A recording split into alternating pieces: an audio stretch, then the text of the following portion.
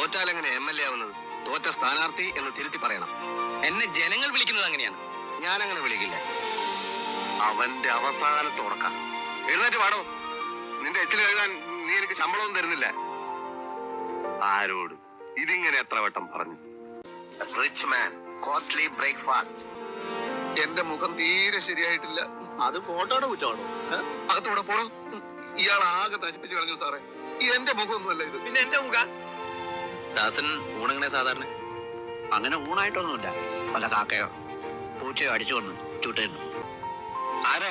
ഇവിടെ വരുന്നവർക്കൊക്കെ 100 രൂപ വെച്ച് കൊടുക്കുന്നുണ്ടെന്ന് കേട്ടു. അത് വാങ്ങാൻ വേണ്ടി വന്നാണ്. സുഖമായിട്ട് ഞാൻ ആദ്യമായിട്ട് കാണുമ്പോ ഞാൻ വിചാരിച്ച സിനിമയിലുള്ള മമ്മൂട്ടിയാണെന്നാ. അയ്യോ, സത്യം പഠിച്ചതാ.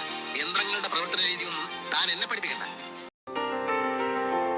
എടാ വിജയ, എന്താടാ ദാസ?